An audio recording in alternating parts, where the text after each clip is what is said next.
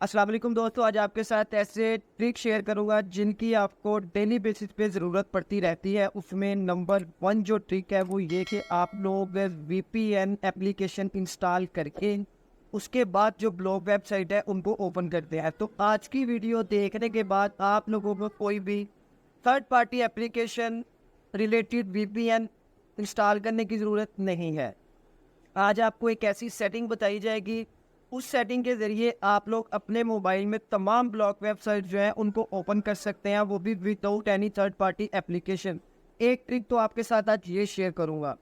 जो दूसरा ट्रिक है वो ये कि आप लोग जब भी कोई एप्लीकेशन को ओपन करते हैं उसमें आप लोगों को बहुत ज़्यादा एडवर्टाइजमेंट देखने को मिलती हैं। गुस्सा भी आता है, आप लोग चाहते हैं कि आप कोई भी एप्लीकेशन जब ओपन करते हैं तो आपको एडवर्टाइजमेंट देखने को ना मिले। तो एक तो ये तरीका, 2 तरीके हो गए और तीसरा तरीका आप लोग के साथ ये शेयर करूँगा कि कैसे आप लोग अपने मोबाइल में अगर आप लोगों ने कोई पासवर्ड वगैरह जो है वो आप भूल चुके हैं तो उस पासवर्ड को आप कैसे देख सकते हैं, वो भी अपने मोबाइल में रहते हुए। कोई सेटिंग नहीं करनी, बस एक ऑप्शन है, उस ऑप्शन पे जाना है, उसको क्लिक करना है तो आपके यहाँ तक कि आपने अपने मोबाइल में जिस जिस एप्लीकेशन को भी कोई भी पासवर्ड लगाया है वो तमाम एप्लीकेशन के पासवर्ड आपको सिंगल क्लिक के साथ सारे शो हो जाएंगे। 3 ट्रिक हो गए। जो चौथा ट्रिक है वो ये कि आप लोग बाद औक़ात कोई एप्लीकेशन होती है, जैसे कोई भी बैंक की एप्लीकेशन है या कोई भी एप्लीकेशन है, उस पे आप लोगों को कोई कोड आता है जिसे हम ओटीपी कोड कहते हैं। तो अगर तो आप लोगों को मैनुअली लिखना पड़ता है तो आज आपको ये तरीका भी बताया जाएगा कि आप अपने जो ओटीपी कोड है उनको ऑटो कैसे जनरेट कर सकते हैं कि आप लोगों को मुझसे लिखना ना पड़े। तो ये आज 4 जो टिप्स एंड ट्रिक्स है आप लोगों के साथ शेयर करूंगा। तो उसके लिए हम लोग चलते हैं मोबाइल की स्क्रीन पर, लेकिन उससे पहले जिन भाइयों ने अभी तक चैनल को सब्सक्राइब नहीं किया, काइंडली चैनल को सब्सक्राइब लाजमी करें ताकि मैं नेक्स्ट भी आप लोगों के साथ इस तरह की टिप्स एंड ट्रिक्स जो है वो शेयर करता रहूँ। तो चले चलते हैं मोबाइल की स्क्रीन पर। मैं भी आप लोगों को बताता हूँ कि वीपीएन के लिए आप लोगों ने क्या करना है, एडवर्टाइजमेंट ब्लॉक करने के लिए आप लोगों ने क्या करना है, ओटीपी कोड जनरेट करने के लिए आप लोगों ने क्या करना है। इन सब को देखने के लिए चलते हैं मोबाइल की स्क्रीन पर।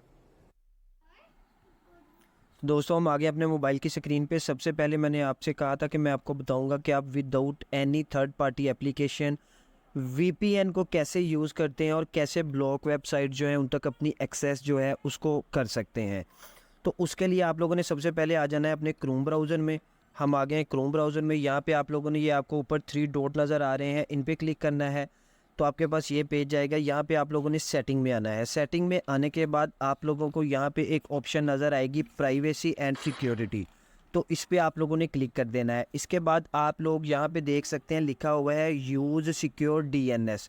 यहाँ पे ये ऑटोमेटिक है। हम इसको ओपन करेंगे। ओपन करने के बाद आपको यहाँ पे 2 ऑप्शन नज़र आ रही हैं, use your connect current service provider and choose another provider. ये 2 ऑप्शन है। इनमें जो सेकंड वाली है चूज़ एन अदर प्रोवाइडर, इसको आप लोग क्लिक कर देंगे।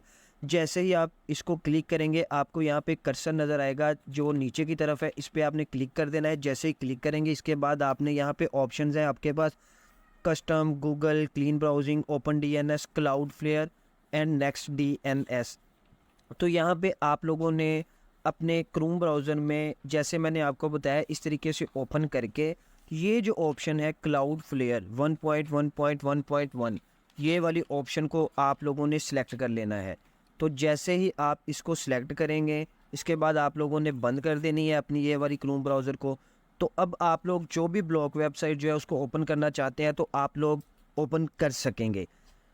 एक तो ट्रिक हो गया ये। सेकंड, मैंने आप लोगों के साथ जो बात की थी कि आपके मोबाइल में जो एडवर्टाइजमेंट आपको देखने को मिलती हैं वो आपको अब आइंदा मेरी वीडियो देखने के बाद कोई भी एडवर्टाइजमेंट जो है वो देखने को नहीं मिलेगी। उसके लिए आप लोगों ने आ जाना है मोबाइल की सेटिंग में। यहाँ से हम सेटिंग ओपन करेंगे। सेटिंग ओपन करने के बाद यहाँ पे आप लोगों को एक ऑप्शन नज़र आएगी, वाईफाई एंड नेटवर्क या ब्लूटूथ एंड डिवाइस कनेक्शन। तो कुछ लोगों के मोबाइल में कनेक्शन एंड शेयरिंग की ऑप्शन होगी और मेरे पास ऑप्शन है वाईफाई एंड नेटवर्क। यहाँ पे आप लोगों को ऑप्शन नज़र आएगी प्राइवेट डीएनएस। आपने इसको क्लिक करना है। इसको क्लिक करने के बाद आपके पास उस वक्त ऑप्शन इस तरीके से होगी कि ये प्राइवेट डीएनएस आपका ऑफ होगा। आपने इसको ओपन करना है। ओपन करने के बाद आपने ये जो तीसरी ऑप्शन है private DNS provider host name, इसको क्लिक करना है। इसको क्लिक करने के बाद आप नीचे देखें ये लिखा हुआ है dns.adguard.com। ये जो लिखा हुआ है ये आपने ऐसे ही अपने मोबाइल में private DNS provider host name जो है यहाँ पे खुद लिखना है dns.adguard.com। इसको लिख के आप लोगों ने सेव कर लेना है। जैसे ही आप लोग इसको सेव कर लेंगे तो आपके मोबाइल में आइंदा कोई भी एडवर्टाइजमेंट जो थी वो नहीं आएगी। 2 ट्रिक हो गए। तीसरा ट्रिक मैंने आप लोगों को बताया था कि मैं आपको बताऊंगा कि आप लोग कैसे अपने मोबाइल के सारे पासवर्ड जो है उनको देख सकते हैं। तो उसके लिए आप लोगों ने आ जाना है स्क्रॉल करके नीचे मोबाइल की सेटिंग में आने के बाद आप लोगों के पास ये पेज होगा। इसमें आप लोगों ने देखना है या सर्च कर लेना है गूगल। तो आप लोगों ने इसमें गूगल को ओपन करना है। जैसे ही गूगल ओपन करेंगे आप लोगों के पास एक ऑप्शन है यहाँ पे ऑटोफिल। ऑटोफिल पे आप लोगों ने आ जाना है। यहाँ पे फिर आपको ऑप्शन नज़र आएगी ऑटोफिल विद गूगल। फिर आपने इस ऑप्शन को क्लिक करना है। इसके बाद आपके पास ये वाला पेज आएगा। इस पेज में आके आप लोगों के पास यहाँ पे एक ऑप्शन आप लोग देख सकते हैं पासवर्ड्स के नाम से। तो इस पासवर्ड्स वाली ऑप्शन को आप लोगों ने क्लिक करना है। जैसे ही क्लिक करेंगे तो आपके मोबाइल में जितनी भी एप्लीकेशन में आप लोगों के पासवर्ड लगे हुए हैं वो तमाम की तमाम एप्लीकेशन यहाँ पे शो होंगी। ये आप देख सकते हैं बहुत ज़्यादा एप्लीकेशन है। मिसाल के तौर पे अब मैं कोई भी यहाँ से एप्लीकेशन ओपन करता हूँ। ये है abcearning.com। इसको मैंने ओपन किया, अपना फिंगरप्रिंट दिया। देने के बाद ये देखें ऊपर सुफियान लिखा हुआ है, नीचे ये जो आई वाला बटन है अगर आप इस पर क्लिक करेंगे तो आपको आपका पासवर्ड शो हो जाएगा।